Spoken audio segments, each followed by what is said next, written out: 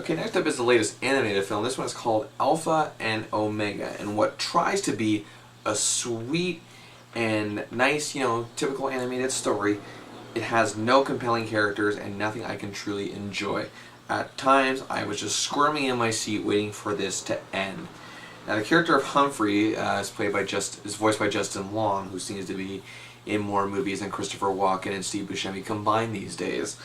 And he's a middle of the pack kind of wolf, just kind of is there but really isn't noticed. And he wants to be on the same level as the leader of the pack, Kate, a wolf-ess, voiced by Hayden Panettiere, in a very lazy voiceover performance. Yes, people, I've stressed this many times. Voiceover performances have to be good too. Sorry. But of course, there's this plot that develops. It's an arranged marriage from Kate's dad, voiced by Danny Glover, and the rival pack leader, Tony, voiced perfectly, I might add, by the late great Dennis Hopper in one of his final roles. And they say that if this arranged marriage doesn't go to fruition, then a turf war is imminent. This is like one of those things of peace. Now, I like the overall, again, it's another one of those overall ideas that isn't bad. And I love the fact that, hey, finally an animated movie is set in Canada. That's right, this is set in the Canadian wilderness outside of Jasper, Alberta, believe it or not. But however, something happens. Kate and Humphrey are tranquilized and shipped off to Idaho in a strange fashion. And of course, let the Homeward Bound ripoff commence. Now, again, I like the movie like Homeward Bound. It really had a lot of heart and a lot of soul to it, but really I just could not get into anybody here. The Kate and Humphrey relationship is just dealt with a cliche, animal friendship, that we've seen done a million times better in a movie like A Bug's Life.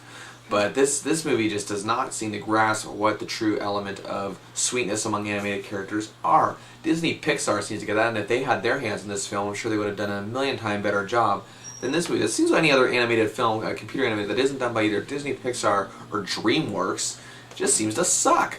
I mean, seriously, can you name any other company that has done a good job with it, animated films besides, and even DreamWorks. DreamWorks has made some stinkers in the past too. But make no mistake about it, that this film, I don't even remember the production company that did it. That's how insignificant it was to me. Maybe I should have done my research first, and who knows. I know it's not Disney Pixar, so you can rest easy there, people. But either way, this is just a type of film that just, let's make an animated film and make some money. We're going for a quick cash grab here. And it's sad that some of Dennis Hopper's talents had to be wasted in one of his final performances here. And really, it's just sad to watch all unfold into nothing. Again, it's not a terrible film. It's just nothing you can take home. When you watch an animated film, you want something with heart. You want something with humor. You want something with elements of something that you can take home and remember for a long time. That's why Disney films are still remembered by people 30, 40 years after they see them. This is why films like The Lion King are still being loved by kids and adults alike of a new generation. That's not this type of film. That's what an animated film should be. It should be magic. This is not magic at all. So I have to give Alpha and Omega 2 stars out of 5.